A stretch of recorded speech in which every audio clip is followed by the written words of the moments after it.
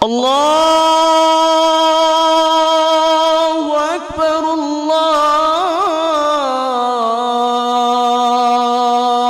الله أكبر. أشهد أن لا إله إلا الله.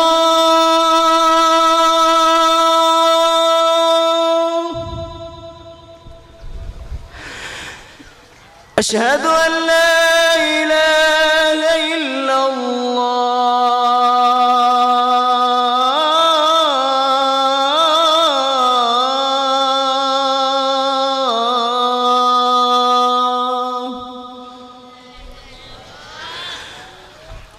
أشهد أن محمدًا رسول الله.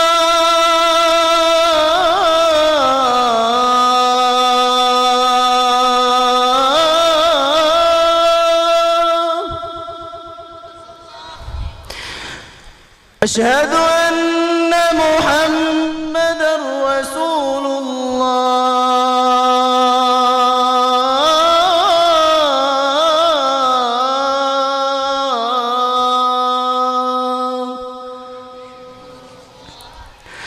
حي على الصلاة.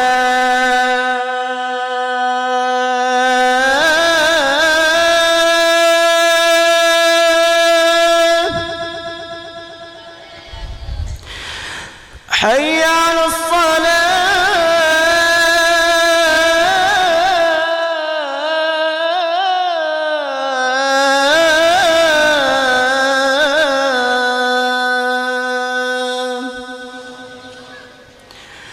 حي على الفلاح.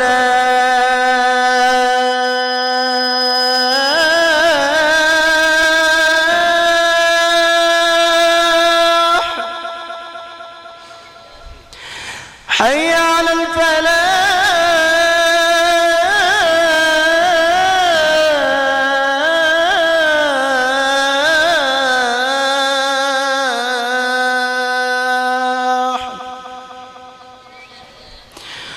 الله أكبر الله أكبر.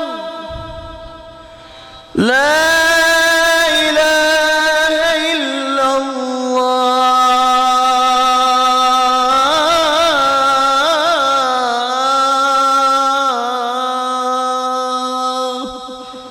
نحمده ونستعينه ونستغفره ونعوذ بالله من شرور أنفسنا ومن سيئات أعمالنا.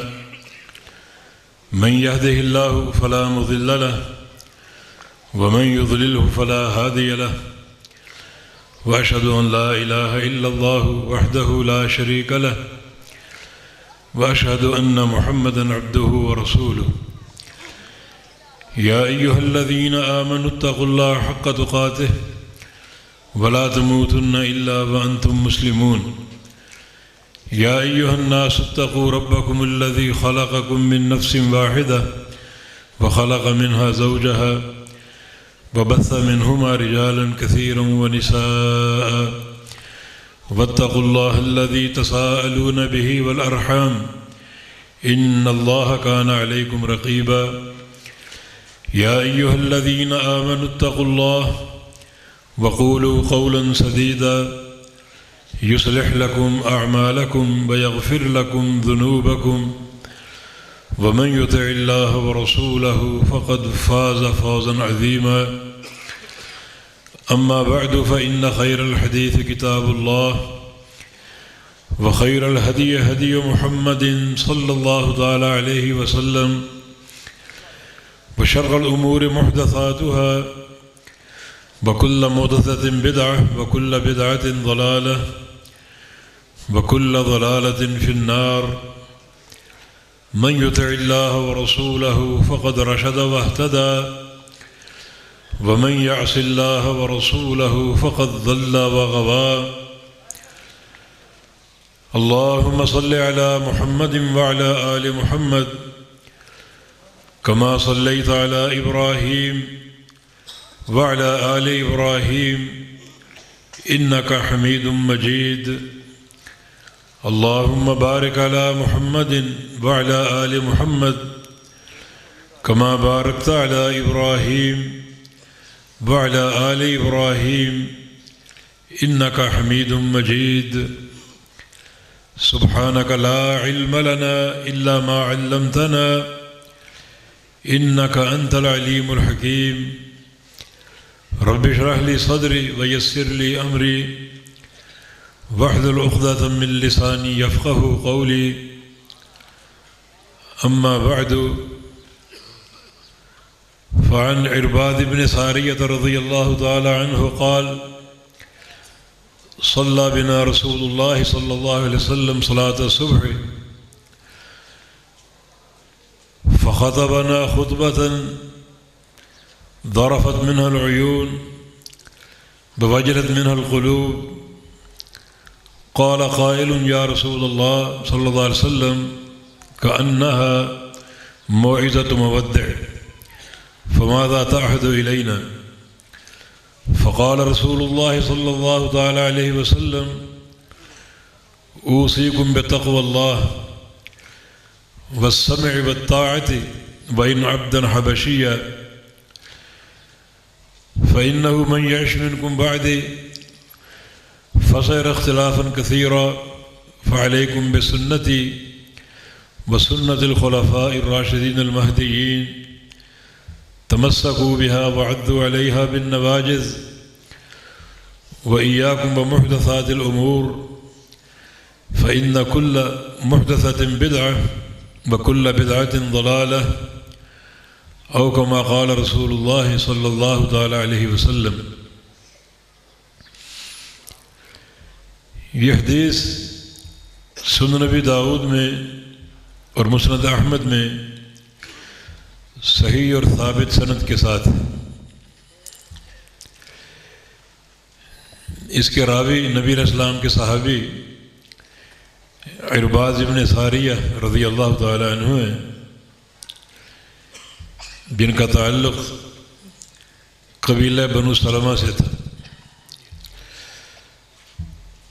اور بنو سلمہ کی ایک شاخ بنو فزارہ اس سے ان کا تعلق تھا. دو علماء تابعین ان سے ملنے گئے, ایک عبد الرحمن ابن عمرو ابن سلمہ اور دوسرے حجر ابن حجر رحمہم اللہ, اور جا کر ان سے عرض کیا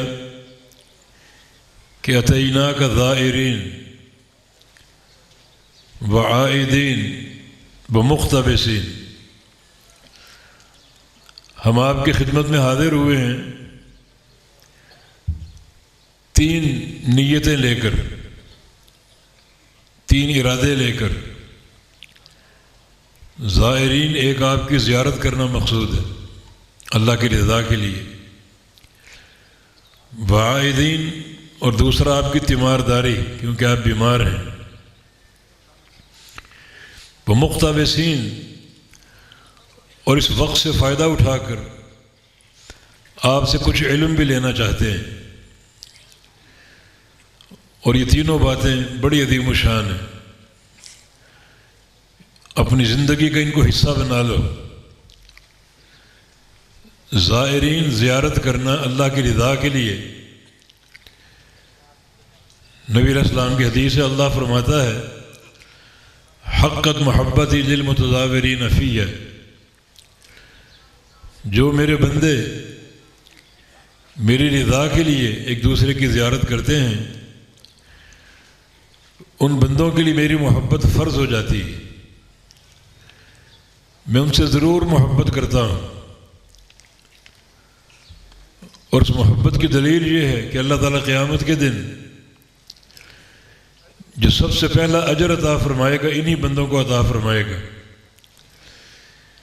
جب میدان محشر میں سارے اولین و آخرین جمع ہوں گے تو اللہ کی طرف سے ندا آئے گی این المتحابون بجلالی,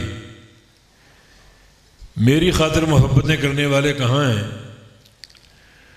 اور میری خاطر دوسرے کی زیارت کرنے والے کہاں ہیں, میری خاطر میری رضا کے لیے ملنے جلنے والے کہاں ہیں. لہم منابر من نور یغبطہم النبیون والصدیقون والشہداء, ان کے لیے نور کے ممبر تیار کر رکھے ہیں میں نے, ان پر ان کو بٹھاؤں گا اور اتنا قریب بٹھاؤں گا کہ یغبطہم النبیون والصدیقون والشہداء، کہ ان کو دیکھ کر انبیاء، صدیقین اور شہداء رشک کریں گے۔ اور دوسرا اعزاز یہ ہے الیوم اظلہم تحت ظلی یوم لا ظل الا ظلی، کہ آج میں ان کو اپنے عرش کے سائے میں لے لوں گا، جس دن پورے میدان محشر میں میرے اس سائے کے علاوہ اور کوئی سایہ نہیں ہوگا۔ یہ صلہ ان لوگوں کے لیے دنیا کی زندگی میں جن کی محبتیں اور زیارتیں، ملاقاتیں اللہ کی رضا کے لیے ہوتی تھیں، یہ ان کا پہلا ہدف تھا کہ ہم آپ کی زیارت کرنے آئے ہیں اللہ کی رضا کے لیے۔ دوسرا، آئے دن آپ کی تیمارداری کرنا چاہتے ہیں، بیمار پرسی کرنا چاہتے ہیں، اس کا بھی بڑا اجر ہے۔ من عاد مریضا کان فی مخرفۃ الجنت حتی یرجع، جو بندہ اپنے کسی بھائی کی تیمارداری کے لیے جائے تو وہ زمین پر نہیں چل رہا ہوتا بلکہ جنت کے باغات میں چل رہا ہوتا ہے، اور جب تک عیادت کر کے گھر واپس لوٹ نہیں آتا اس وقت تک وہ جنت کے باغیچوں میں رہتا ہے۔ فرشتے اس کے ساتھ ساتھ ہوتے ہیں اور دعا دیتے ہیں کہ طبت و طاب ممشاک، کہ تو بہت ہی عمدہ اور اچھا ہو جائے اور تیرا ایک ایک قدم بابرکت ہو جائے۔ یہ ان کا دوسرا مقصد تھا۔ اور تیسرا، مقتبسین، ہمارا ارادہ علم طلب کرنے کا بھی ہے، اور یہ بھی بڑا عظیم الشان عمل ہے۔ نبی علیہ السلام کی حدیث ہے، من سلک طریقا یلتمس فیہ علما سہل اللہ لہ بہ طریقا الی الجنہ، جو بندہ ایک راستے پر چلے اور نیت اس کی طلب علم ہو، حصول علم ہو، تو اللہ تعالیٰ اس کا جنت کا راستہ آسان کر دیتا ہے۔ جو طلبہ اپنے گھروں سے نکلتے ہیں اور ان کے قدم کسی دینی ادارے کی طرف ہوتے ہیں، کسی معلم یا شیخ سے ملنے کے لیے ہوتے ہیں، ان کا ایک ایک قدم ملائکہ گنتے ہیں، اور ان کا سفر در حقیقت ادارے کی طرف نہیں بلکہ جنت کی طرف ہوتا ہے۔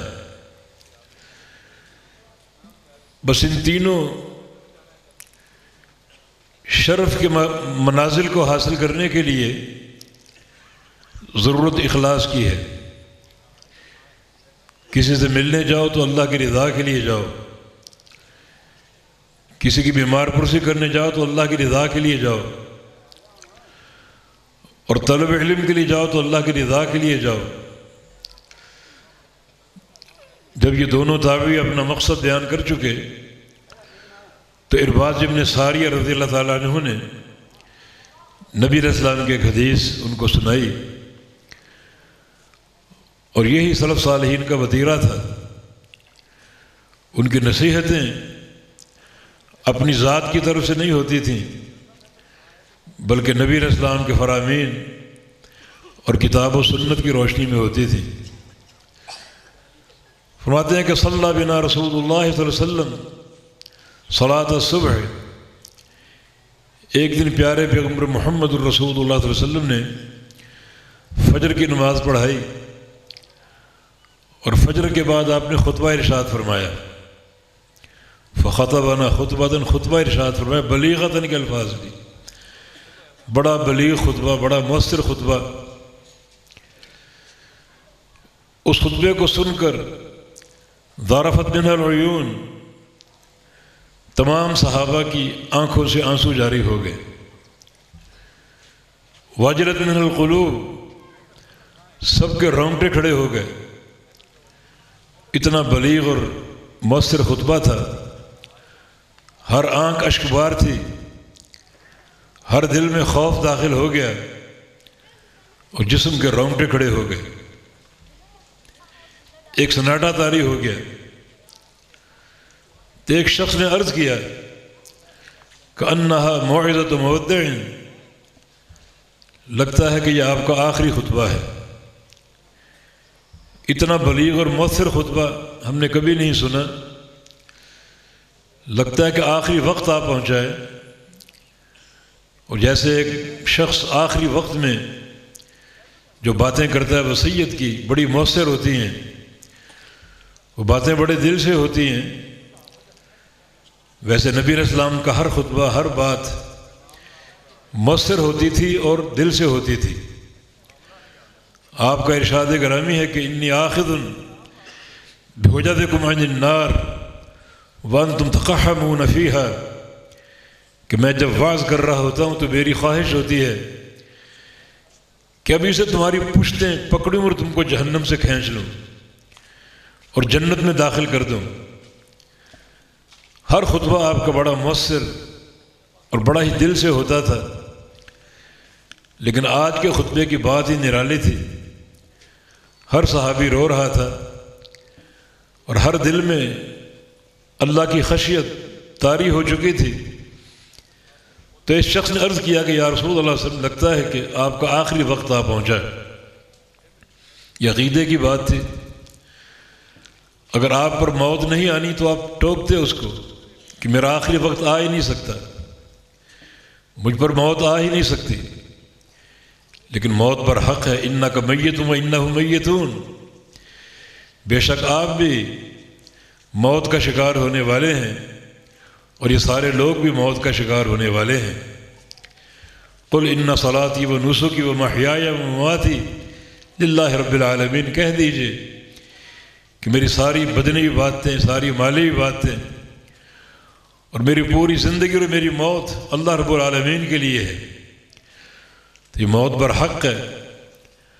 اور اس نے عقیدے کی ترجمانی کی کہ لگتا ہے آپ کا آخری وقت آ پہنچا ہے۔ اگر تصور کر لیں کہ آخری وقت آ پہنچا ہے تو آخری وقت کے حوالے سے آپ کی وصیت کیا ہوگی؟ جیسے ایک شخص بڑی ایک درد مندی کے ساتھ، درد دلی کے ساتھ آخری باتیں کرتا ہے، وصیت کرتا ہے، تو وصیت کیا ہوگی؟ اور آپ تو نبی تھے، نبی کی وصیت مال کی نہیں ہوتی۔ والانبیاء لم یورثوا درہما ولا دینارا ولکن ورثوا العلم من اخذه اخذ بحظ وافر۔ انبیاء کا ترکہ مال نہیں ہوتا، درہم و دینار نہیں ہوتے، ان کا ترکہ علم ہوتا ہے۔ جس نے اس علم کو سمیٹ لیا اس نے سعادت کا، خوشبختی کا بڑا خزانہ سمیٹ لیا۔ انبیاء کی وصیتیں دین اور عقیدے کی ہوتی تھی۔ اوصى نوح ابنہ عند موتہ، جب نوح علیہ السلام کا آخری وقت آیا تو انہوں نے اپنے بیٹے کو موت سے قبل وصیت کی، یا بنی اوصیک بلا الہ الا اللہ، میں تجھے وصیت کرتا ہوں لا الہ الا اللہ کی، وہ کلمہ جس کی میں نے 950 سال خدمت کی ہے اور اپنی قوم کو یہ توحید کا پیغام دیا ہے۔ دنیا سے جا رہا ہوں، اب یہ علم تیرے ہاتھ میں دے کر جا رہا ہوں، اس کلمے کو پکڑ لینا، اس کو اپنا لینا اور اس کے نشر اور تنفیذ کی کوشش کرنا۔ اوصیک بلا الہ الا اللہ۔ اور اے میرے بیٹے، یہ کلمہ کیا ہے؟ لو وضعت السماوات وعامرهن والارض وعامرهن، اگر یہ ساتوں آسمان اور ان کی مخلوق اور ساتوں زمینیں اور زمینوں کی ساری مخلوق وضعت فی کفۃ، ترازو کے ایک پلڑے میں ڈال دی جائیں، وضعت لا الہ الا اللہ فی کفۃ اخری، اور اکیلا یہ کلمہ لا الہ الا اللہ دوسرے پلڑے میں ڈال دیا جائے تو مالت بہن لا الہ الا اللہ، تو یہ لا الہ الا اللہ کا پلڑا بھاری ہو جائے گا اور اس کے مقابلے میں ساتوں آسمان، ساتوں زمینیں اور آسمانوں اور زمینوں کی ساری مخلوق ہلکی پڑ جائے گی۔ ساتوں آسمان ایک طرف ہوں، ساتوں زمینیں ایک طرف ہوں، ساری مخلوقات، فرشتے ہیں، جن ہیں، انسان ہیں، جانور ہیں، پرندے چرندے ہیں، سمندروں کی مخلوقات ہیں، ریت کے ذرے اور پانی کے قطرے ہیں، درختوں کے پتے سارے ایک طرف ہوں، اور کلمہ لا الہ الا اللہ ایک طرف ہو، تو یہ کلمہ بھاری پڑ جائے گا اور ساری کائنات اس کے مقابلے میں ہلکی پڑ جائے گی۔ اس کا معنی یہ بڑی بھاری نیکی ہے، یہ ایک نبی کی وصیت ہے کہ اس کلمے کو تھامے رکھنا، اس کی علمبرداری کرتے رہنا، بڑا بھاری عمل ہے۔ اس دن یہ عمل، اس کا بھاری ہونا فائدہ دے گا۔ وَنَضَعُ الْمَوَازِينَ الْقِسْطَ لِيَوْمِ الْقِيَامَةِ، جب قیامت کے حساب کے لیے ہم عدل کا ترازو قائم کر دیں گے تمہارے اعمال کو تولنے کے لیے، اتنا وہ مشکل اور دقیق وزن ہوگا کہ جس کی نیکیاں گناہوں سے بڑھ گئیں ایک ذرے کے برابر وہ جنت میں جائے گا، اور جس کے گناہ بڑھ گئے نیکیوں سے ایک ذرے کے برابر وہ جہنم میں جائے گا۔ اتنا دقیق یہ وزن ہے، اتنی باریک بینی سے یہ فیصلے ہوں گے۔ تو اگر ایک نیکی ایسی ہو جو بہت ہی بھاری ہو، اور وہ لا الہ الا اللہ کی نیکی ہے، اللہ کی توحید کی نیکی ہے، ایک بندہ دل سے اس کلمے کا اقرار کر لے، اس کی تصدیق کر لے، اس کے تقاضوں کو اپنا لے، عمل پیرا ہو جائے پورے فہم کے ساتھ اور پوری معرفت کے ساتھ، نفی اور اثبات کے ساتھ، تو ایک ہی نیکی اس پلڑے کو بڑا بھاری کر دے گی اور کامیابی پر اس بندے کو منتج کر دے گی، لا الہ الا اللہ۔ تو اس کلمے سے بڑا گہرا تعلق رکھو، خالی ورد اور تلفظ کی حد تک نہیں بلکہ معرفت کی حد تک۔ یہ عقیدہ ہے، یہ منہج ہے، پوری زندگی کا عمل ہے جس پر پوری توجہ کے ساتھ، پوری سمجھ کے ساتھ قائم اور دائم ہو جاؤ۔ یہ ایک ہی کلمہ اللہ کے میدان کو بڑا بھاری کر دے گا۔ یہ نوح علیہ السلام کی وصیت تھی۔ تو نبی کی وصیت درہم و دینار نہیں ہوتی، روپیہ پیسہ نہیں ہوتا، کاروبار نہیں ہوتا، بلکہ نبی کا ترکہ دین ہے، علم ہے۔ تو صحابی نے پوچھا اگر تصور کر لیں آخری وقت ہے تو آپ کی وصیت کیا ہوگی؟ قیامت تک کے لیے امت کے لیے پیغام کیا ہوگا کہ جس کو پلے سے باندھ لیں تو گمراہی سے بچ جائیں، جہنم کے راستے سے بچ جائیں۔ اب آپ اپنی وصیت ارشاد فرما رہے کہ میری وصیت 4 چیزیں ہیں، 4 چیزیں میری وصیت ہیں، ان کو پکڑ لو۔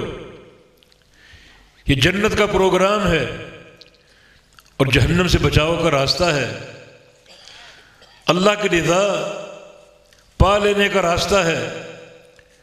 فرمایا کہ نمبر 1 اوصیکم بتقوی اللہ، میں تمہیں وصیت کرتا ہوں اللہ کے تقوی کی اور پرہیزگاری کی۔ متقی بن جاؤ، پرہیزگار بن جاؤ، اللہ کا خوف اور خشیت اپنے دلوں میں داخل کر لو۔ اور ایک حدیث میں فی السر والعلن بھی ہے، اکیلے ہو تو بھی اور دنیا کے سامنے ہو تو بھی تقوی اختیار کر لو۔ یہ نہ ہو کہ دنیا کے سامنے متقی بنتے پھرو اور تنہائی میں جاؤ تو گناہوں کا ارتکاب کرو اور معصیتوں پر معصیتیں کرو، ایسا نہ ہو۔ ایسا بندہ قیامت کے دن آئے گا بِأَعْمَالٍ كَأَمْثَالِ جِبَالِ تِہَامَہ، تہامہ پہاڑوں کے برابر ان کی نیکیاں اور عمل ہوں گے، چاروں طرف پہاڑوں کی طرح عمل کھڑے ہوں گے، چوٹیاں ہی چوٹیاں کھڑی ہوں گی پہاڑوں کی، لیکن یجعل اللہ ہباء منثورا، اللہ تعالیٰ ان تمام پہاڑ جیسے اعمال کو ذرے بنا کر بکھیر کر برباد کر دے گا۔ صحابہ پریشان ہو گئے، یہ کون بندے ہیں؟ ان کا تعارف ہونا چاہیے تاکہ ہم ایسا نہ بن جائیں۔ فرمایا کہ یہ وہ لوگ ہیں جو دنیا کے سامنے آتے بڑے متقی پرہیزگار بنتے، نیکیاں کرتے چن چن کر، لیکن کانوا اذا خلوا بمحارم اللہ انتہکوہا، جب خلوت میں ہوتے، اکیلے اور تنہا ہوتے، تو کثرت سے گناہوں کا ارتکاب کرتے۔ یہ دو چہرے تھے ان کے، دنیا والوں کے اس لیے گناہوں نیکیوں کا چہرہ، تقوی اور خشیت کا چہرہ، اور تنہائی میں گناہ ہی گناہ اور معصیت ہی معصیت ہے۔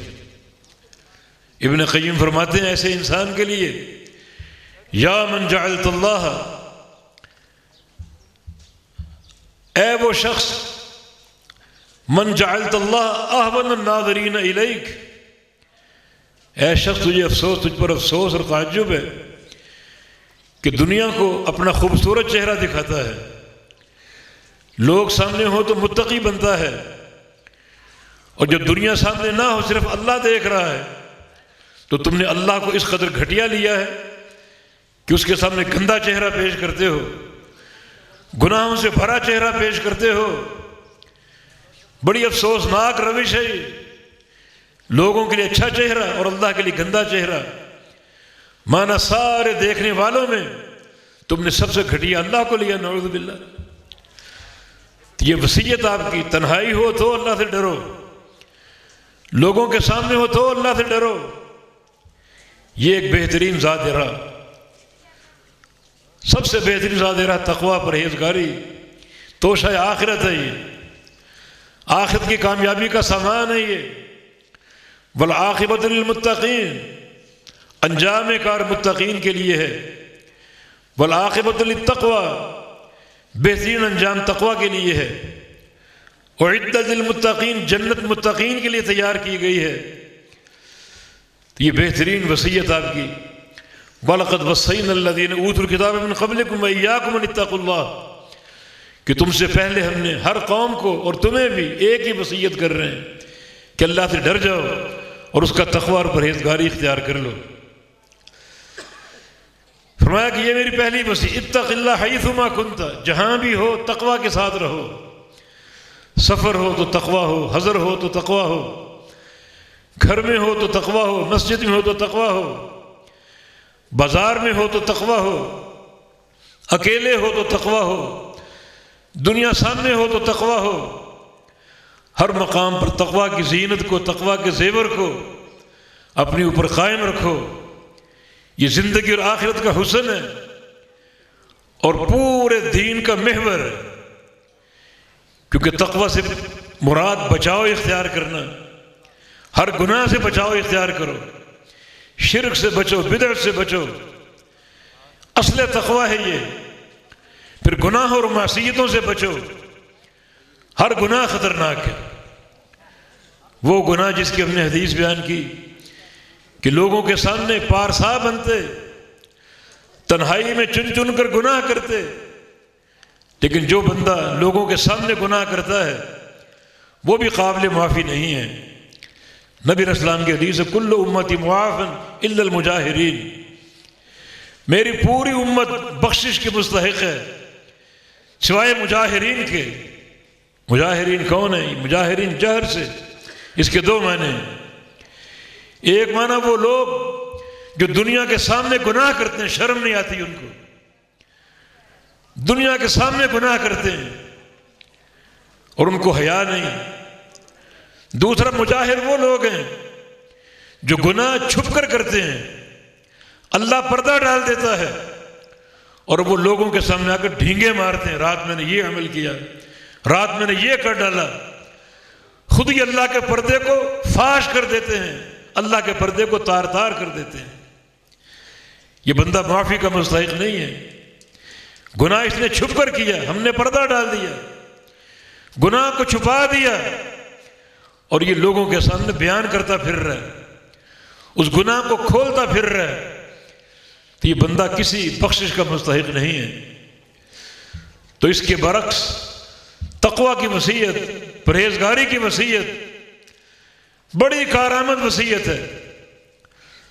تقوی کا سیدھا معنی یہ کہ گناہوں سے بچنا، بندہ اس قدر متقی بن جائے کہ اپنے سامنے ایک ایسی دیوار کھڑی کر لے جو اس کے اور گناہوں کے بیچ حائل ہو جائے، اس دیوار کو عبور کر کے کبھی گناہ کی طرف پہنچ ہی نہ سکے، اللہ کے خوف کی دیوار، اللہ کی خشیت کی دیوار، جیسے یوسف علیہ السلام کے سامنے یہ دیوار تھی۔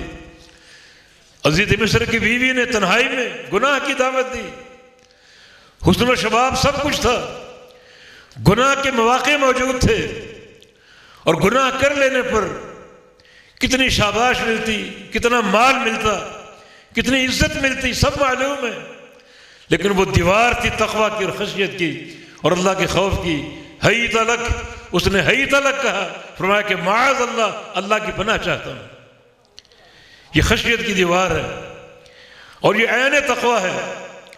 رجل دعته امرأة ذات منصب وجمال فقال انی اخاف اللہ، وہ شخص جس کو کہ عورت دعوت گناہ دے اور وہ دعوت گناہ سن کر یہ کہہ دے کہ مجھے اللہ کا ڈر، اللہ کا خوف ہے، اور اللہ کے خوف کی بنا پر گناہ کو ٹھکرا دے، اس کو ٹھوکر مار دے، یذلہم اللہ فی ظلہ یوم لا ظل الا ظلہ، اللہ قیامت کے دن ایسے نوجوان کو اپنے عرش کا سایہ عطا فرما دے گا، جبکہ سورج 1 میل کے فاصلے پر ہوگا، دنیا جھلس رہی ہے، بدترین پسینے میں ڈوبی ہوئی ہے، اتنا خوفناک پسینہ کہ لوگ دعائیاں دیں گے، دعائیں کریں گے، اللہم ارحنا منہ ولو الی النار، یا اللہ پسینے سے بچا لے، خواہ جہنم میں ڈال دے، اتنا خوفناک پسینہ۔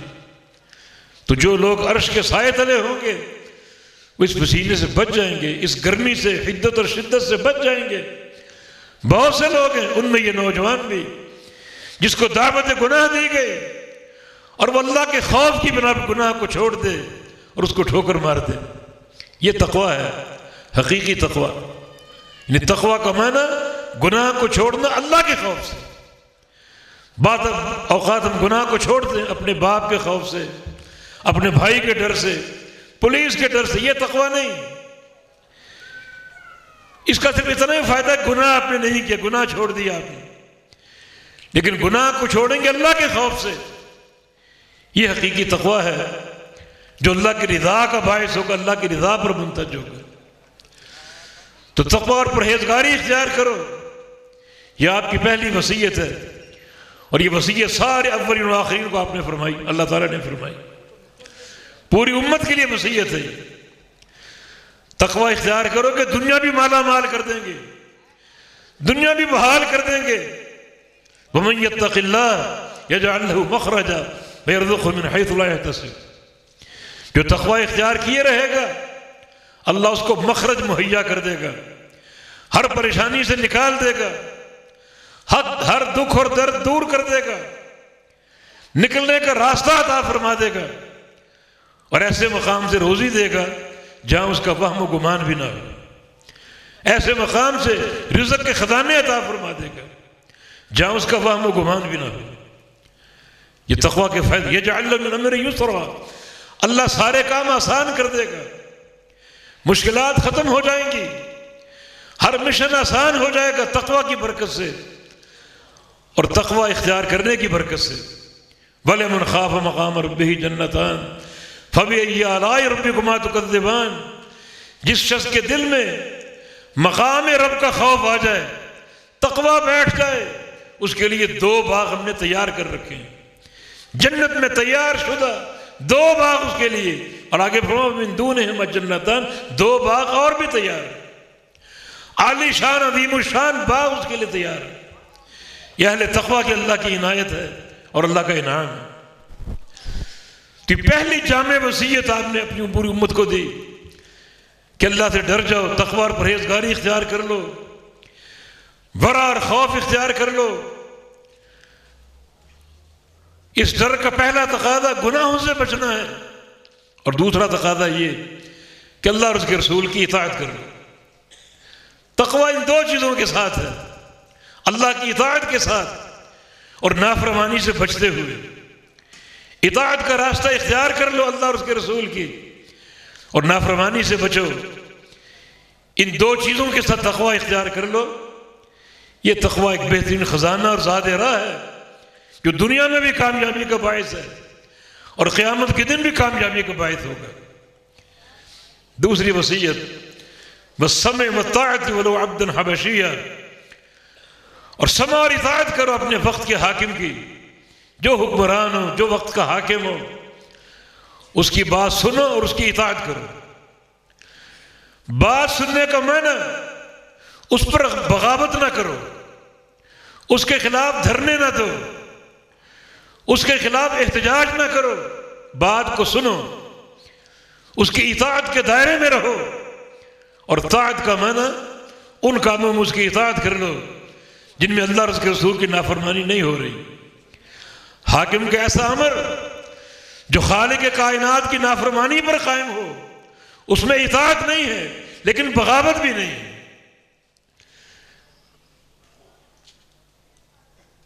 اس کی حکومت کے دائرے میں رہو، کسی قسم کا دھرنا دینا، احتجاج کرنا، جلوس نکالنا، حکام کے خلاف برسر عام باتیں کرنا، یہ سارا شریعت کے خلاف ہے۔ علیکم بالسمع والطاعہ فی العسر والیسر، سمع اور اطاعت کرو حاکم کی، تنگی ہو تب بھی، آسانی ہو تب بھی، بالمنشط والمکرہ، خوشی ہو تب بھی، ناراضگی ہو تب بھی، سمع اور اطاعت فرض ہے۔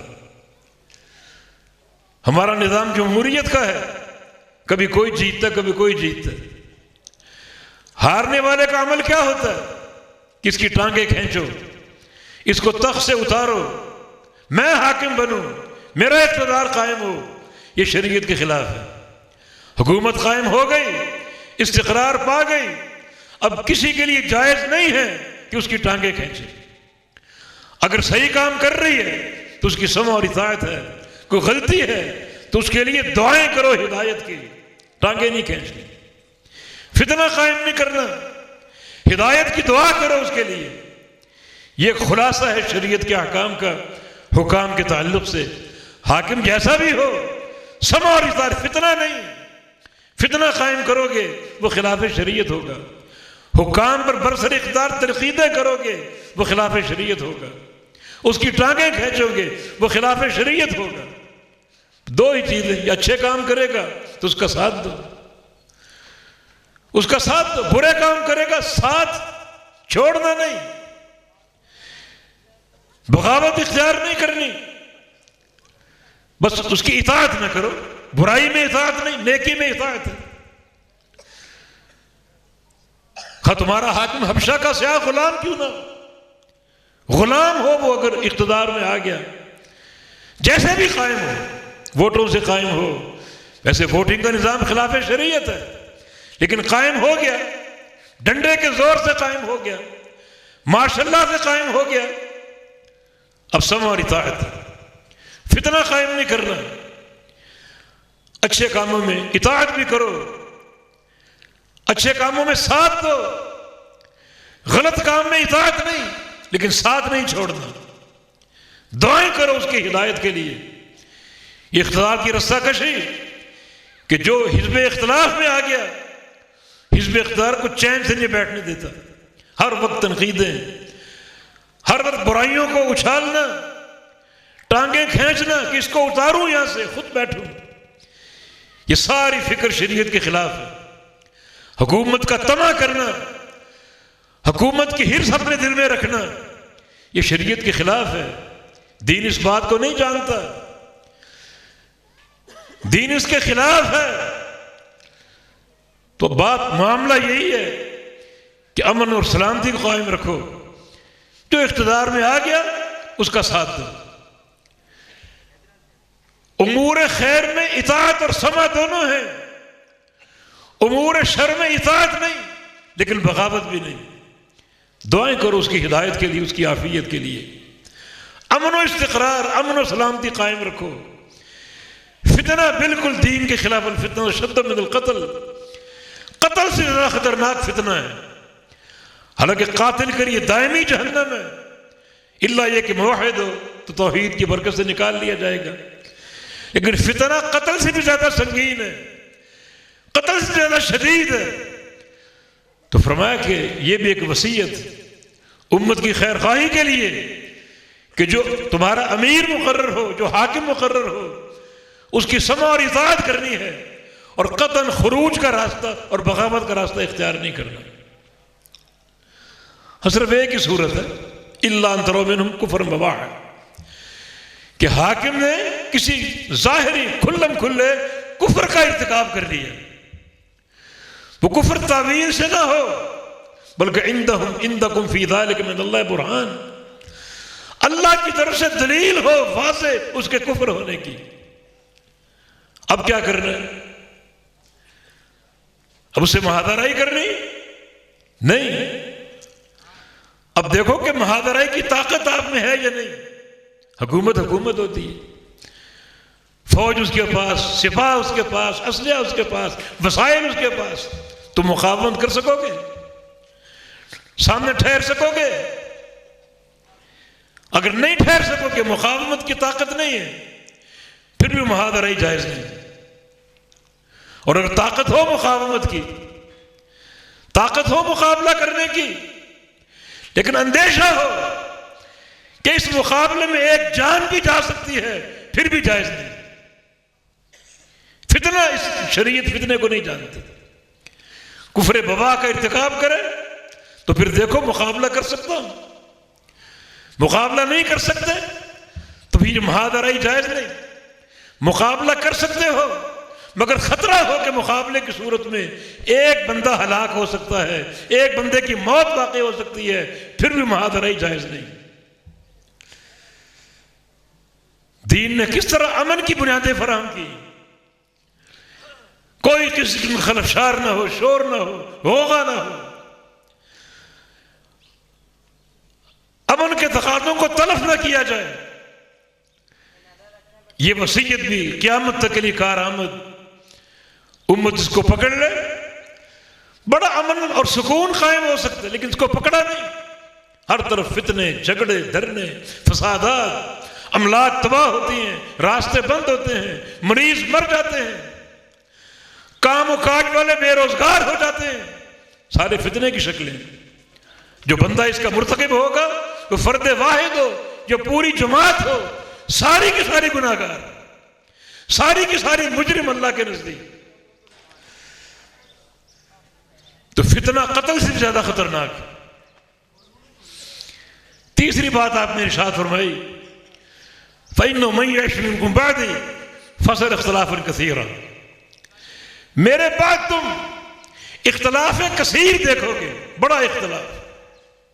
میری پوری امت اختلاف میں کھو جائے گی، اختلاف میں ڈوب جائے گی، اختلاف کثیر دیکھے گی۔ اختلاف کثیر دیکھو گے تم، ہر مسئلے میں اختلاف، عقیدے میں اختلاف، فضائل اور مسائل میں اختلاف، نماز حج روزے کے مسائل میں اختلاف، فرائض میں اختلاف، نوافل میں اختلاف۔ اتفاق نظر نہیں آئے گا۔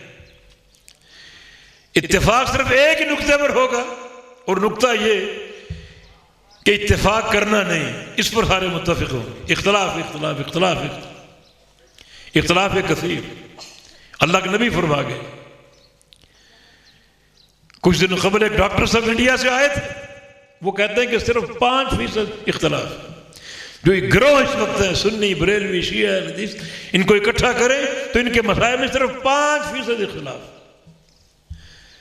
اللہ کے نبی کے فرمان کے سامنے ڈٹ کے کھڑے ہو گئے۔ آپ اختلاف کثیر فرما رہے ہیں اور یہ اختلاف قلیل کی بات کر رہے ہیں۔ قلیل بھی اتنا کہ صرف 5% مسائل کو اللہ کا خوف نہیں۔ کس کی بولی بول کر گئے اللہ بہتر جانتا ہے، مگر بڑے فتنے قائم کر کے چلے گئے، بڑے دکھ دے کر چلے گئے۔ یہ بھی ایک دکھ ہے۔ اختلاف اختلاف ہے، اختلاف میں رہنمائی کتاب و سنت ہے، نہ کہ اختلاف سے چشمپوشی کر کے آپ خاموش کھڑے رہیں کہ وہ بھی ٹھیک، وہ بھی ٹھیک، وہ بھی ٹھیک، وہ بھی ٹھیک۔ مل جاؤ، بس مل جاؤ، اتفاق اور اتحاد کر۔ کس چیز پر اتحاد؟ توحید کے مرکزی مسائل میں اختلاف ہے، کس چیز میں مل جائیں؟ جو اجتماع توحید کی بنیاد پر نہیں، وہ اجتماع باطل ہے۔ اصل وحدت کی اساس توحید باری تعالی ہے، اور اب آنکھیں بند کر دیں کہ تھوڑا سا اختلاف مل جاؤ بس۔ تو وہی سوچ ہے، ایک جماعت کہتی ہے بڑی تبلیغ میں ماہر، توحید بیان نہ کرو، بس ساتھ جوڑو۔ کس چیز پر جوڑو؟ اگر جڑنا توحید کی بنیاد پر نہیں، وہ جڑنا ناقابل قبول ہے، بیکار ہے وہ جڑنا۔ انما الناس كبالمئة لا تكاد تجد فيهم راحلا۔ یہ جڑنا جو ہوتا ہے اس میں عقیدے کی بنیاد نہ ہو، توحید کی اساس نہ ہو، یہ اجتماع اور یہ جڑنا ان 100 اونٹوں کے مطابق ہے، ان 100 اونٹوں جیسا ہے جن 100 اونٹوں میں سواری کے قابل کوئی نہ۔ ان کو آپ خریدتے ہیں، کھلاتے ہیں، پلاتے ہیں، سواری کا وقت آئے اونٹ سواری نہیں دیتے، کسی کام کے نہیں، کسی فائدے کے نہیں۔ تو جس جوڑ کی اساس توحید نہ ہو، وہ جوڑ کسی کام کا نہیں، ان 100 اونٹوں جیسا ہے، کوئی سواری کے قابل نہ ہو۔ دین جھمکنا نہیں چاہتا، دین لوگوں کا اتنا اجتماع نہیں چاہتا، جو بھی عقیدہ ہو بس مل جاؤ، نہیں، مل جاؤ عقیدہ توحید پر۔ دین توحید کا داعی ہے، توحید کا داعی، ساری قدر توحید کے لیے ہے، رفعت توحید کے لیے ہے۔ دیکھیں نبی علیہ السلام کی حدیث ہے، ان الاسلام بدا غریبا وسيعود كما بدا۔ اسلام غربت سے شروع ہوا، اجنبیت سے، اور غربت پر ختم ہوگا۔ اسلام کی غربت کیا تھی؟ اجنبیت کیا تھی؟ عمرو بن عوف رضی اللہ عنہ نبی علیہ السلام کے بعد ابتدائی اسلام میں ہے، ابھی نبوت کا اعلان ہی کیا ہے، چند دن گزرے ہیں، نبوت کا اعلان کیا تو ملاقات عمرو بن عوف سے ہو گئی۔ عمر نے پوچھا من اتبعک علی ھذا الامر یا رسول اللہ، اب تک کتنے لوگ آپ کے پیروکار بن چکے، کتنے لوگ آپ کا کلمہ پڑھ چکے؟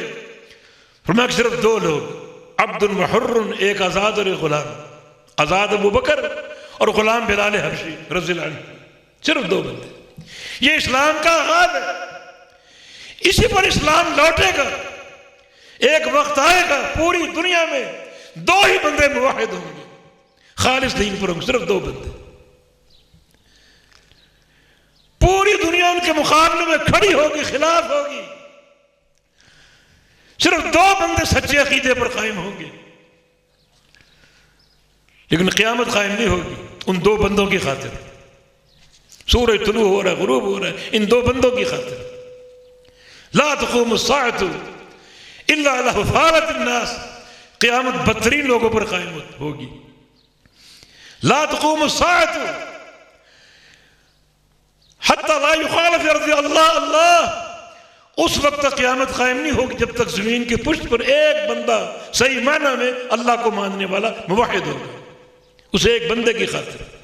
آسمان بھی قائم ہے، زمینیں بھی قائم ہیں، سورج طلوع ہو رہا ہے، غروب ہو رہا ہے، چاند نکل رہے ہیں، ستارے نکل رہے ہیں، بارشیں برس رہی ہیں، اناج پیدا ہو رہا ہے، ایک بندے کی خاطر۔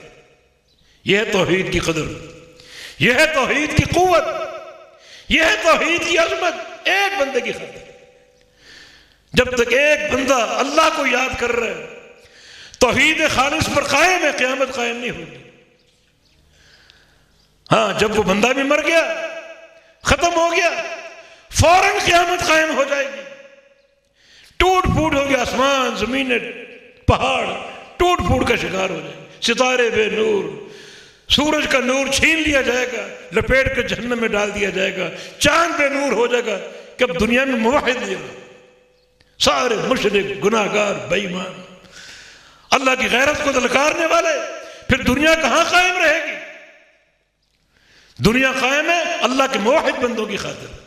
قدر و قیمت توحید کی، عقیدے کی، ایک موحد انسان، ایک صاحب سنت انسان کسی بدعتی سے اتحاد کر لے، یہ اتحاد بالکل غیر طبعی ہے۔ موحد کی قیمت گر جاتی ہے، مشرک کی قیمت بڑھ جاتی ہے، اہل السنہ کی قیمت گر جاتی ہے، اہل بدعت کی قیمت بڑھ جاتی ہے۔ دودھ میں پانی ملاؤ تو دودھ کی قیمت گھٹ جائے گی اور پانی کی قیمت اونچی ہو جائے گی۔ سونے میں کھوٹ شامل کر لو، سونا گر جائے گا اور کھوٹ بڑھ جائے گا۔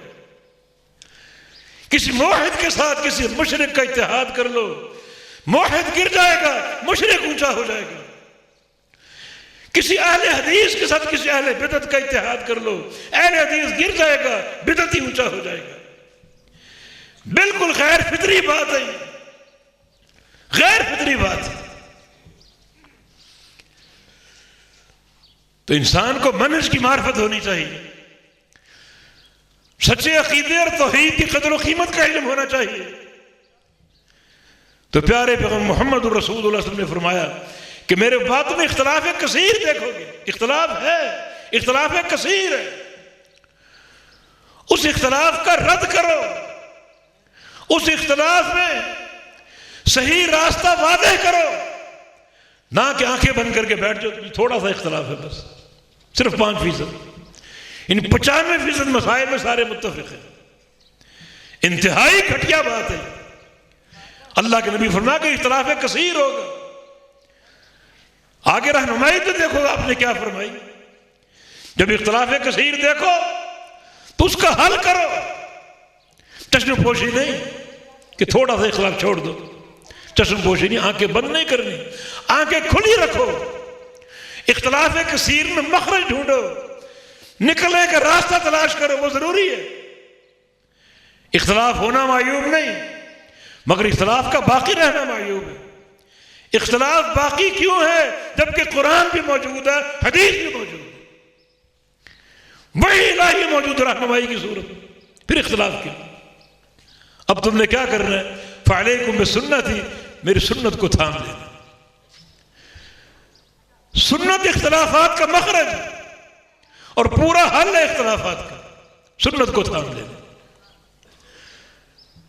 ہر اختلاف کا ازالہ سنت کے ساتھ، حدیث کے ساتھ، راستہ بالکل واضح، مگر قوم اور یہ دنیا اختلاف ختم نہیں کرنا چاہتی۔ ہر بندہ اپنے امام کا پابند ہے۔ اختلاف ہو، حنفی کی رائے کیا ہے جو امام ابو حنیفہ کہتے ہیں، سنت کی بات نہیں۔ شافعی کی رائے کیا ہے جو امام شافعی فرما گئے، سنت کی بات نہیں۔ حنبلی کی رائے کیا ہے جو امام احمد فرما گئے، سنت کی بات نہیں۔ مالکی کی رائے کیا ہے جو امام مالک فرما گئے، سنت کی بات نہیں۔ اللہ کے نبی کیا فرما رہے ہیں؟ سب چھوڑ دو، جو تمہاری قیادتیں، لیڈر، امامتیں، کسی کی بات نہیں چلے گی، سکہ صرف محمد الرسول اللہ کا چلے گا سر سے۔ یہ اختلاف کا خاتمہ، یہ اختلاف کا حل ہے۔ حنفی حنفی رہے، مالکی مالکی رہے، شافعی شافعی رہے، حنبلی حنبلی رہے، سہروردی سہروردی رہے، نقشبندی نقشبندی رہے، اختلاف کبھی ختم ہو ہی نہیں سکتا۔ سارے کے سارے دامن تھام لیں محمد الرسول اللہ کی سنت کا، یہ اختلاف کے ازالے کا راستہ۔ میری سنت کو تھام لو۔ یہاں تو لوگ فرائض نہیں تھامتے، فرائض میں اطاعت نہیں۔ نماز پڑھتے ہو سب؟ کتنے لوگ نماز نہیں پڑھتے؟ پڑھتے ہیں تو پوری نہیں پڑھتے، پڑھتے ہیں تو فجر میں گھر سو رہے، عشاء میں گھر سے نہیں نکلتے۔ نبی علیہ السلام نے ایک بندے کا ذکر کیا جس کو قبر میں عذاب ہو رہا تھا، فرشتے نے دکھایا یہ عذاب کیا تھا؟ اس کے سر پہ فرشتہ کھڑا ہے اور ایک بھاری پتھر سے سر کو کچل رہا ہے، اوپر سے پتھر پھینکتا ہے اور اس کا سر ریزہ ریزہ ہو جاتا ہے اور وہ چیخ رہا ہے، چلا رہا ہے۔ پتھر دوبارہ اس کے ہاتھ آ جاتا ہے، سر دوبارہ جڑ جاتا ہے، پھر وہ پتھر پھینکتا ہے، پھر سر ٹکڑے ٹکڑے ہو جاتا ہے۔ فرمایا کہ یہ معاملہ اس کے ساتھ قیامت تک جاری رہے گا، یہ پتھر برستا رہے گا جہنم کی آگ کے ساتھ ساتھ، اس کا سر پاش پاش ہوتا رہے گا۔ پوچھا ان کا گناہ کیا ہے؟ 2 گناہوں کا ذکر کیا، رفض القرآن وکان ینام عن الصلاۃ المکتوبہ، قرآن یاد کر کے بھول گیا، یاد کر کے قدر نہیں کی اس نعمت کی، یاد کر کے دنیا میں کھو گیا، قرآن نکل گیا سینے سے۔ دوسرا یہ کہ مسجد میں جماعت کھڑی ہوتی اور یہ گھر میں سو رہا ہوتا تھا۔ تو مرنا نہیں ہے کیا؟ قبر میں نہیں جانا کیا؟ قبر میں کل بھی جا سکتے ہو، موت حق ہے، کسی وقت آ سکتی، ہر سانس کے ساتھ موت کا خدشہ موجود ہے، جاتے ہی عذاب شروع ہو جائے گا، پتھر سے سر کچلا جائے گا، بار بار کچلا جائے گا۔ تو یہاں تو فرائض لوگ نہیں اپناتے، زکوٰۃ دیتے ہو امانت داری کے ساتھ، یہ کھیتی باڑی کے لیے عشر ادا کرتے ہو، ایک ایک دانے کا قیامت کے دن حساب ہوگا، ایک ایک دانے کا۔ زکوٰۃ کا معاملہ ایسا ہے، ابوبکر صدیق نے کیا فرمایا جب خلیفہ بنے، امیر بنے، لو منعونی عقادا لو خاذلنہم، جس بندے کے اوپر زکوٰۃ ایک اونٹ کی صورت میں فرض ہے، ایک اونٹ زکوٰۃ، اور وہ اونٹ دے دیتا ہے، رسی کرے کہ نہیں دیتا میں اس سے لڑوں گا رسی لینے کے لیے۔ اتنا زکوٰۃ کا معاملہ متعین ہے، اونٹ دینا بھی فرض ہے، رسی دینا بھی فرض ہے، ایک ایک دانے کا حساب، درہم و دینار کا حساب۔ قیامت کے دن پورا پیسہ آپ کا گنا جائے گا۔ اس بندے کی عمر جو ہے وہ 70 سال تھی، اتنا کمایا اس نے، اتنی فیکٹری اور بینک بیلنس تھا، اب یہ کمائی ایک طرف رکھو، اب زکوٰۃ گنو اس کی پوری ہے یا نہیں۔ ایک ایک پیسے کا حساب ہوگا۔ فرائض پورا کرتے ہو، عشر ادا کرتے ہو، ایک ایک دانے کا حساب دینے کو تیار ہو، ایک ایک پیسے کا حساب دینے کو تیار ہو۔ حدیث میں آتا ہے کہ یہ مال پھر کیا ہوگا؟ شجاعن اخرا کے الفاظ ہے، گنجا سانپ بن کر قیامت کی پکڑ لے گا آپ کو،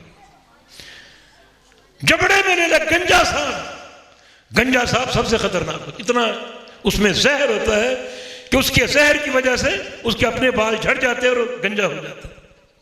خطرناک سانپ پکڑ لے گا قیامت کے دن میدان محشر۔ پھر بندہ پچھتائے گا کاش میں نے زکوٰۃ کا حق ادا کر دیا ہوتا، عشر ادا کر دیا ہوتا۔ تو اللہ کے نبی کیا فرما رہے ہیں؟ سعادت اور عافیت کا راستہ، فعلیکم بسنتی، میری سنت کو تھام لو، باقی سب چھوڑ دو۔ قوم کیا کہتی، برادری کیا کہتی، باپ دادا کیا کہتے، سب چھوڑ دو۔ اماموں کی تعلیم کیا، سب چھوڑ دو۔ اختلاف کا خاتمہ چاہتے ہو تو فعلیکم بسنتی، میری سنت کو تھام لو۔ ہاں، خلفائے راشدین مہدیین، ان کا طریقہ بھی ہے، وہ بھی مثالی طریقہ ہے۔ کس چیز میں؟ دین تو مکمل ہو چکا، عقیدہ، نماز، روزہ، حج، زکوٰۃ، مسائل پورے ہیں۔ اللہ کے پیارے پیغمبر کی اتباع کے بعد کسی کی اتباع کا معاملہ نہیں چل سکے گا۔ پھر خلفائے راشدین کیوں؟ صرف ایک چیز میں، انہوں نے ایک سیاسی نظام بنایا، سیاسی ڈھانچہ بنایا۔ نبی علیہ السلام کے دور تک مدینہ چھوٹی سی بستی تھی، خلفائے راشدین کے دور میں دین پھیلا، شام تک پہنچا۔ 22 لاکھ مربع میل کے علاقے پر صرف اکیلے عمر بن خطاب نے اسلام کا پرچم لہرا دیا۔ پھر سیاسی نظام بنا، ڈھانچہ بنا، عہدوں کی تشکیل ہوئی۔ ان امور میں تم خلفائے راشدین کے طریقے کو لینا، ان کا مثالی دور، ان کا سیاسی نظام، سیاسی ڈھانچہ تمہارے لیے ایک لائق اتباع ہے۔ باقی دین تو مکمل ہے۔ روزے کے مسائل میں کس کی بات چلے گی؟ رسول اللہ کی۔ نماز کے مسائل، حج کے مسائل، رسول اللہ کی بات۔ ہاں، ایک مملکت کا نظام ہو، سیاسی ڈھانچے کی تشکیل ہو، عہدوں کی ترتیب ہو، اس میں تمہارے سامنے خلفائے راشدین کا نظام موجود ہے، اور ان کا نظام بھی اپنی رائے سے نہیں، دین سے مستفاد ہے، مشاورت کے ساتھ ہے۔ تو بڑے کارگر اصول آپ نے بیان فرما دی۔ اور چوتھی بات کیا فرمائی؟ سنت کی بات کی، تمسکوا بہا، سنت کو مضبوطی سے پکڑ لو، خذ الکتاب بقوہ، پوری قوت سے پکڑ لو، وعضوا علیہا بالنواجذ، اور سنت کو پکڑ لو اپنی داڑھوں میں۔ داڑھوں کی پکڑ زیادہ پختہ ہوتی ہے۔ ایک چیز ہاتھ کی گرفت میں ہو وہ ڈھیلی پڑ سکتی ہے، لیکن ایک چیز آپ داڑھوں میں دبا لیں وہ ڈھیلی نہیں پڑے گی۔ میری سنت کو داڑھوں میں دبا لو، داڑھوں سے پکڑ لو، تاکہ تمسک مضبوط ہو، اعتصام ہمیشہ قائم رہے۔ یہی رہنمائی کا اصول ہے۔ تمسک ڈھیلا پڑ گیا اور سرے تمہارے ہاتھ آ گئے تو گمراہی کی بات ہے۔ ترکت فیکم امرین، دو چیزیں چھوڑ کر جا رہا ہوں، لن تضلوا ما تمسکتم بہما، جب تک ان دو چیزوں کو تھامے رہو گے گمراہ نہیں ہوگے۔ حق پر قائم رہو گے، توحید پر قائم رہو گے، سنت پر قائم رہو گے، اور وہ کیا ہے؟ کتاب اللہ و سنتی، اللہ کی کتاب ہے قرآن پاک اور میری سنت، مضبوطی سے تھام۔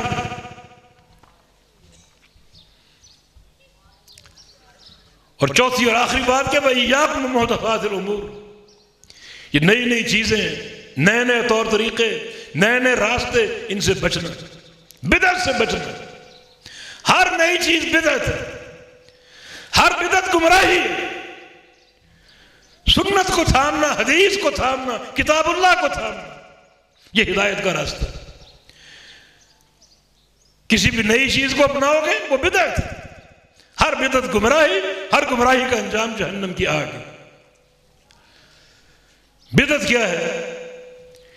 دین میں کوئی نئی چیز جاری کرنا، نئے نئے شوشے چھوڑنا، نئے نئے قواعد پیش کرنا، یہ بدعت کا راستہ ہے جو اللہ کے نبی کے دور میں نہ ہو، نہ کتاب اللہ میں، نہ سنت رسول اللہ میں۔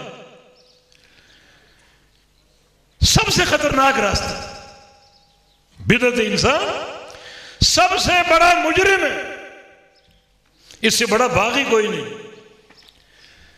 اللہ کے سامنے سینہ تان کے کھڑا ہوا ہے، اللہ سے مقابلہ کر رہا ہے، اللہ سے محاذرائی کر رہا ہے۔ وہ کیسے؟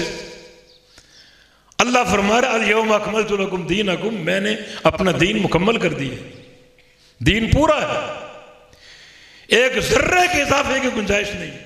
بدعتی کہتا نہیں، پورا نہیں، پورا تو ہم کر رہے ہیں، پورا ہمارے مولویوں نے کیا، پورا ہمارے باپ دادا نے کیا، فلاں کمی فلاں کمی فلاں کمی وہ ہم نے پوری کی۔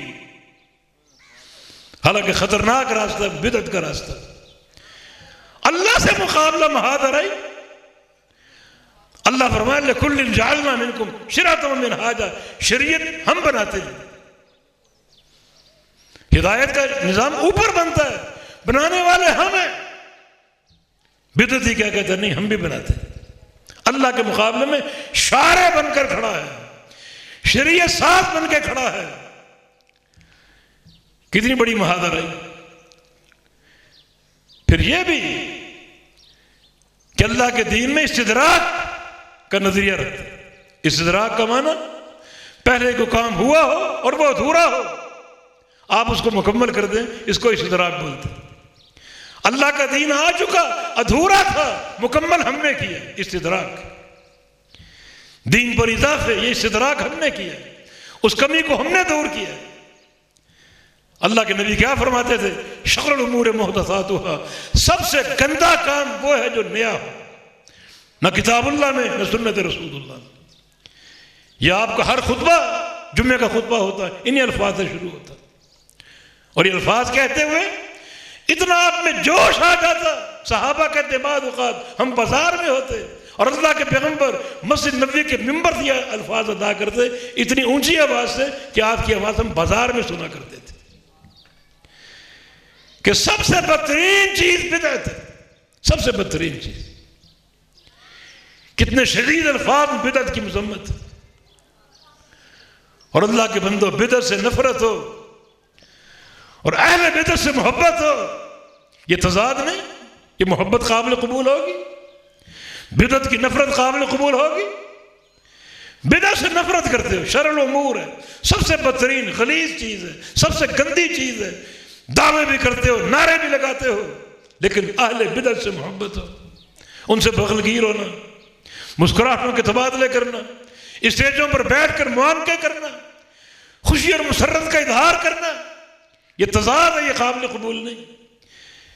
ایک طرف کیا ہے؟ بدعت گندی ترین چیز، غلیظ ترین چیز ہے، اور ایک طرف بدعت انسان سے محبت، وہ کسی بھی بیس پر ہو، سیاسی بیس پر ہو، اسمبلی کا ووٹ لینے کے لیے ہو، اسمبلی کی کرسی لینے کے لیے ہو، مالی اعتبار سے ہو، یہ محبت قابل قبول نہیں۔ عقیدہ عقیدہ ہے، عقیدہ اپنی ایک ٹھوس حقیقت رکھتا ہے، اس میں کوئی مداخلت قابل قبول نہیں۔ نبی علیہ السلام بدعت سے نفرت کرتے، جو آپ کا فرمان ہے کہ شر الامور محدثاتها، سب سے بدترین کام بدعت اور نئی چیز ہے۔ اور قیامت کے دن جب وہ حوض کوثر پہ کھڑے ہوں گے، ایک ٹولہ حوض کوثر کی طرف آئے گا پانی پینے کے لیے، بڑا جتھا ایک آئے گا، آپ خوشی سے ان کے استقبال کے لیے تیار ہوں گے، اچانک جبریل امین آئیں گے، احطوا بسو، حوض کوثر پہنچنے سے پہلے انہیں گرفتار کر لیا جائے گا، دیوار کھڑی کر دی جائے گی، راستہ روک لیا جائے گا۔ کیوں روکا گیا؟ امتی، میری امت ہے، دیکھو تو ان کے وضو کے اعضاء چمک رہے ہیں، چہرے چمک رہے ہیں، بازو چمک رہے ہیں، پاؤں چمک رہے ہیں۔ میری امت کا افراد ہے، میری امت کا خاصہ ہے کہ ان کے وضو کے اعضاء قیامت دن چمک رہے ہوں۔ دنیا دیکھے گی یہ نمازی لوگ ہیں، وضو کرنے والے لوگ ہیں، تو یہ نمازی لوگ ہیں، وضو کرنے والے ہیں، ان کو کیوں روکا گیا؟ تب جبریل فرمائیں گے انک لا تدری ما احدثوا بعدک، آپ ان کے وضو کے اعضاء کی چمک دیکھ رہے ہیں، آپ یہ بات نہیں جانتے کہ انہوں نے آپ کے بعد کیسی کیسی بدعت اس دین میں داخل کی تھی۔ بدعتی ٹولہ ہے، بدعتی جتھا ہے یہ، اور جب جبریل یہ بات کہیں گے کہ یہ بدعتی لوگ ہیں، چمک بھی ختم ہو جائے گی، اندھیرے میں ڈوب جائیں گے، چہرے کی چمک، بازوں کی، پاؤں کی چمک منتمل ہو جائے گی، مٹ جائے گی، اندھیرے میں ڈوب جائیں گے اپنی بدعت کی بنا پر۔ اللہ کے نبی کیا فرمائیں گے؟ ان کو آنے دو، میں ان کی سفارش کروں؟ نہیں، فرمایا کہ سحقاً سحقاً لمن غیر بعدی، جنہوں نے میرے بعد میرے دین کو بدلا، ان کو مجھ سے دور کر دو، دور کر دو، دور کر دو۔ بدعت بھی قابل نفرت ہے اور بدعتی بھی قابل نفرت ہے، دور کر دو، ان سے ہٹا دو، میرے قریب نہ آنے دو ان کو۔ یہ محبت اور یہ یگان کا دین کے تقاضوں کے خلاف۔ امام ابو داؤد رحمہ اللہ سجستانی صاحب سنن ابی داؤد اپنے شیخ امام احمد حنبل سے پوچھتے ہیں کہ میں کسی اہل سنہ کا دیکھوں کسی بدعتی کے ساتھ ہے، کیا کروں؟ چھوڑ دوں اس کو؟ پھر ایک بار بلاؤ اس کو، اس اہل سنہ کو، اور بلا کر کہو جس سے تم ملتے ہو وہ بدعتی، اگر قبول کر کے بعد آ گئے تو ٹھیک ہے، مقصد پورا ہو گیا، اگر قبول نہیں کرتا پھر بھی اس سے ملتا ہے تو الحق بہم، اس کو انہی کے ساتھ ملا دو، پھر وہ خود بدعتی۔ بعض ائمہ کا قول کہ جو بدعتی سے ملتا ہے چاہے وہ اہل الحدیث ہونے کا دعویٰ کرے، وہ اہل الحدیث ہمارے نزدیک بدعتی سے بڑھ کر خطرناک ہے۔ تو عقیدے کی غیرت ہونی چاہیے، سنت کی غیرت ہونی چاہیے۔ تو اللہ کے پیارے پیغمبر کی آخری یہ وصیت کہ بدعت سے بچو، ہر بدعت گمراہی ہے، ہر گمراہی کا انجام جہنم کی آگ ہے۔ من بدعتی انسان گمراہ ہے اور اس کا انجام جہنم ہے۔ جو بندہ گمراہ ہو، جس کا انجام جہنم ہو، وہ دنیا میں محبت اور دوستی کے قابل ہوگا؟ ہے تمہاری کرسی کی لالچ پر، تمہارے اقتدار کی لالچ پر عقیدے کو ذبح کر دیا، توحید کو قربان کر دیا۔ اللہ کے پیارے پیغمبر فرما گئے بڑے بڑے فتنے ہوں گے، ایسے فتنے کہ انسان صبح کو مومن ہوگا، شام کو کافر بن چکا ہوگا، شام کو مومن ہوگا، صبح کو کافر بن چکا ہوگا۔ وجہ کیا ہے؟ یبیع دینہ بعرض من الدنیا، اپنے عقیدے کو بیچ دے گا، اپنے دین کو بیچ دے گا دنیا کے معمولی مفاد کی خاطر۔ یہ دنیا کے مفاد ہیں، پیسہ اور کرسی اور اقتدار، دنیا کے مفاد۔ ان مفادات کو پانے کے لیے ہر چیز کا سودا کر دے گا، عقیدہ قربان، دین قربان، صبح کو مومن، شام کو کافر۔ تو اپنے عقیدے کو اور منہج کو پہچانو۔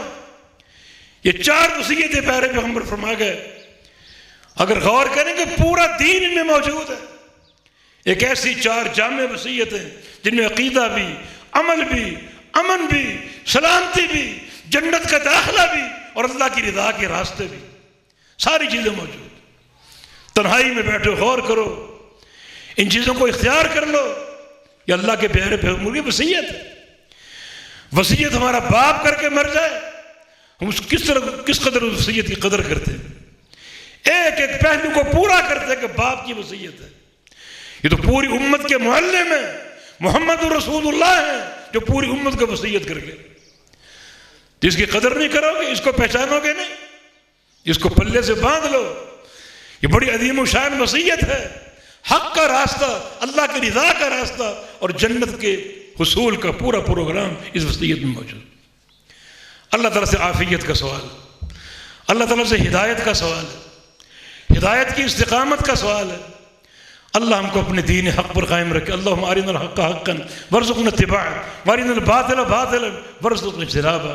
هذا وبارك الله فيكم، أقول قولي هذا واستغفر الله لي ولكم، وآخر دعوانا ان الحمد لله رب العالمين۔